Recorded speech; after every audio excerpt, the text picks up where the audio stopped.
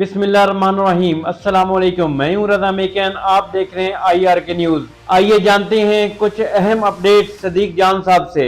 बिस्मिल्लाहिर्रहमानिर्रहीम। अस्सलाम वालेकुम। आज 8 अक्टूबर है और दिन है मंगल का। अहम खबर यह है कि तहरीक इंसाफ ने एक मरतबा फिर इस्लामाबाद की कॉल देने का फैसला किया है, लेकिन इस्लामाबाद की कॉल की तारीख देने के हवाले से तहरीक इंसाफ के अंदर एक कन्फ्यूजन है।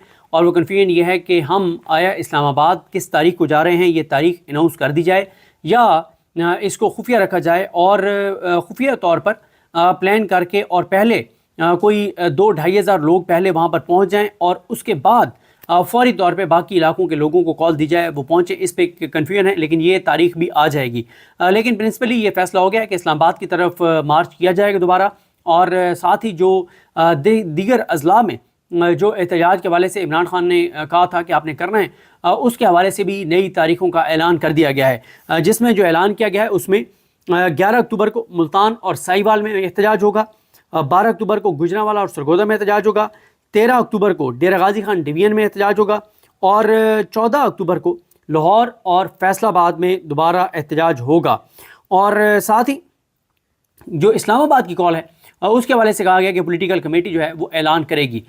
ये तो हो गया मामला। देखें, असल में मसला ये है कि काजी फाइज़ ईसा साहब की एक्सटेंशन के लिए दोबारा जो है वो कोशिशों का आगाज़ कर दिया गया है। और तहरीक इंसाफ, क्योंकि हुआ ये था कि तहरीक इंसाफ का जिस बुरे अंदाज में जो उनकी तहरीक का एक एहतजाज का अख्ताम हुआ या एक कन्फ्यूजन फैली, उसके बाद हुकूमत दोबारा शेयर हो गई, मौलाना फजल रहमान से मुलाकातें शुरू कर दी।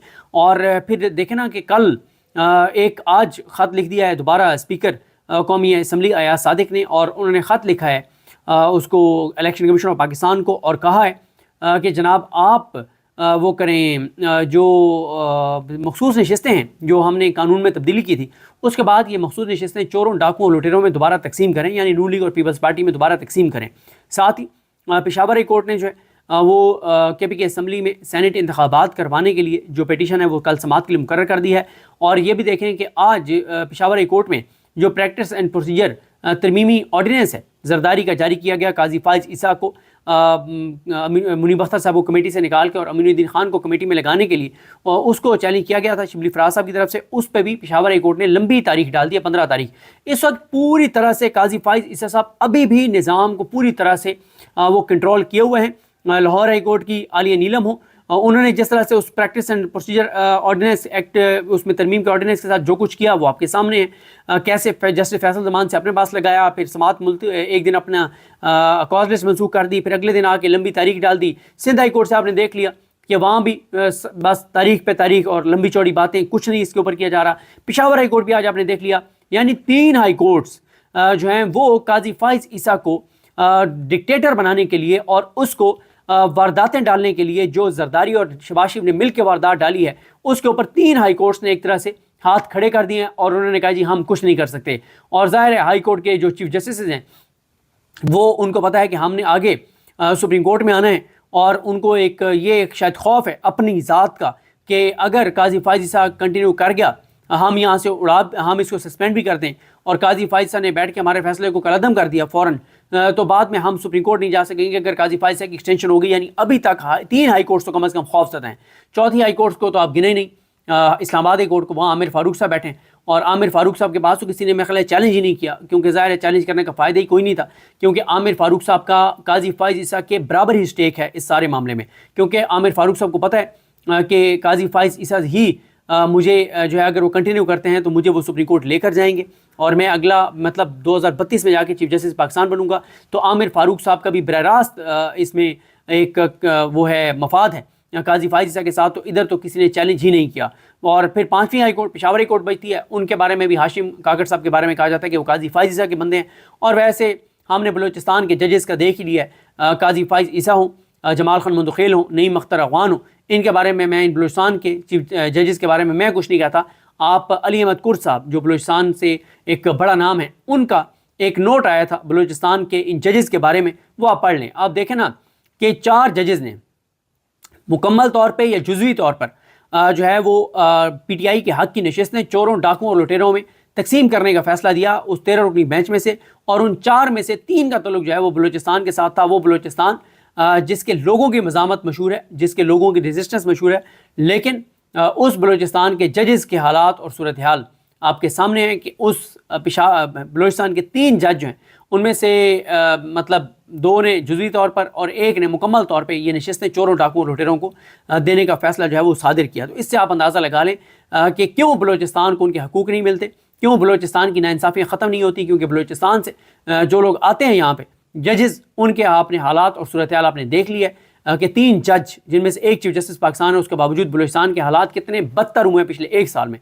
पिछले 1 साल में जो कुछ पूरे पाकिस्तान में हुआ है, वैसे तो काजी साहब ने अब पूरे पाकिस्तान को ही बलूचिस्तान बना दिया है जबरी गुमशुदगियों के हवाले से, और इन जजेस को एक नाम दिया गया, वो मैं नाम नहीं लेना चाहूँगा, वो नामुनासिब एक नाम है कि इनको जुडिशरी में कौन सा ग्रुप जो है वो कहा गया कि इन्होंने कहा कि बलूचिस्तान ने तो आगे शायद जाना नहीं है, तो हम पूरे पाकिस्तान को बलूचिस्तान बना दें और हालात पूरे पाकिस्तान में बलूचिस्तान जैसे बना दें। ये सोशल मीडिया के ऊपर इनके ऊपर तनकीद हुई, लेकिन मैं वो बात मुझे जो नाम इनके लिए लिया गया जिस तंजीम का, कि उस तंजीम का ये जजेस विंग है, तो मैं वो नाम नहीं लूँगा क्योंकि वो नामुनासिब है।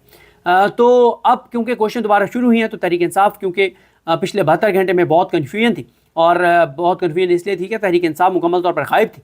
पाकिस्तान की सबसे बड़ी जमात जिसको 2 तारीख अक्सरियत लोगों ने दी, और जिस जमात का सरबराह इमरान खान जेल में, उसकी बीवी जेल में बेगुनाह, कोई उसका कसूर नहीं है, और बुशरा बीबी साहबा जेल में, बुशरा बीबी साहबा के अलावा इमरान खान की बहनें जेल में, उज़मा खान हो, अलीमा खान जेल में तो नहीं, वो पुलिस की हिरासत में, और उनका भांजा हसन नियाजी वो जो है वो मिलिट्री कस्टडी में है और 1.5 साल हो गया है। तो इससे ज़्यादा इमरान खान क्या कुर्बानी दे, और पार्टी की हालात ये हैं कि अली अमीन गंडापुर साहब ने जो किया उसके बाद पार्टी एक कन्फ्यूजन के शिकार थी, और अली अमीन गंडापुर साहब ने आज फिर एक खिताब किया। मेरा ख्याल है कि उस पर अब मैं मज़ीद बात नहीं करूँगा। आप में से अगर कोई इंटरेस्टेड है खुद, तो वो अली अमीन गंडापुर साहब का गुज़िश्ता खिताब, आज वाला खिताब, और इमरान रियाज खान साहब के साथ जो अली अमीन गंडापुर साहब की गुफ्तगू थी उस पर जो इमरान रियाज खान साहब ने व्लॉग किया था, ये तीनों आप सुन लें तो आपको पता चल जाएगा कि अली अमीन गंडापुर साहब कितना झूठ बोल रहे हैं, कितना सच बोल रहे हैं। ये मैं फ़ैसला आप पे छोड़ता हूँ, मैं मज़ीद इस पर इसलिए बात नहीं कर रहा क्योंकि मैं इस पर बहुत ज़्यादा बात कर चुका हूँ, बहुत ज़्यादा बात कर चुका हूँ, दलाइल के साथ बात कर चुका हूँ। और मेरा ख्याल है कि इस वक्त क्योंकि दोबारा काजी फाइज़ ईसा की एक्सटेंशन के लिए कोशिशें शुरू हो गई हैं, तो इसलिए हमें अब सारा फोकस जो है वो दोबारा इस चीज़ पर रखना होगा, क्योंकि ये देखें मसला तहरीक इंसाफ का नहीं है, मसला पाकिस्तान का है, मसला पाकिस्तान के 25 करोड़ लोगों का है। काजी फाइज़ ईसा की एक्सटेंशन हो गई तो ये पाकिस्तान और पाकिस्तान की आने वाली नस्लों के लिए बहुत खौफनाक और ख़तरनाक होगा। अल्लाह ताला पाकिस्तान को इस बड़े अज़ाब और बड़ी तबाही और बर्बादी से अल्लाह ताला महफूज रखे।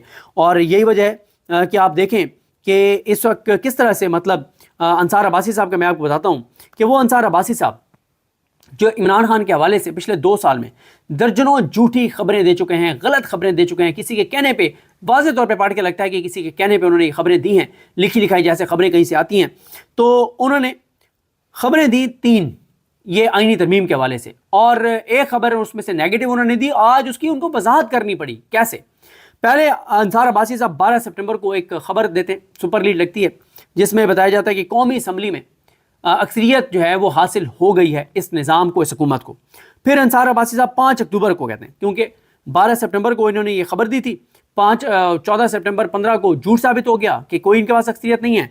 तो फिर अंसार अब्बासी साहब 5 अक्टूबर को जो है ये खबर देते हैं और कहते हैं कि जनाब हुकूमत के पास आईनी तरमीम के लिए 5 सेनेटर्स और 7 कौमी असम्बली के अरकान की कमी है। और ये खबर मैं पढ़ना चाहता हूँ, ये खबर उन्होंने दी और उसके बाद कांपे टांग गई। उसके बाद आज इसकी वजाहत जारी करनी पड़ी और एक तरह से दबे अल्फाज में माफ़ी मांगनी पड़ी इस निज़ाम से। और ये अंसार अब्बासी साहब की बहादुरी है, दिलेरी है। ज़ाहिर है अंसार अब्बासी साहब जो है वो आपको पता ही है इस वक्त कहाँ खड़े हुए हैं और किस तरह की वो सहाफ़त कर रहे हैं और किस तरह की वो खबरें देते हैं। पिछले 2 साल में उनकी खबरें आप पढ़ लें। तो नाज़रीन, ये थी आज की अहम अपडेट्स जो आपने जानी सदीक जान की ज़बानी। इसी के साथ अपने मेज़बान रज़ा मेकन को इजाज़त दीजिए। अल्लाह हाफ़िज़। पाकिस्तान जिंदाबाद।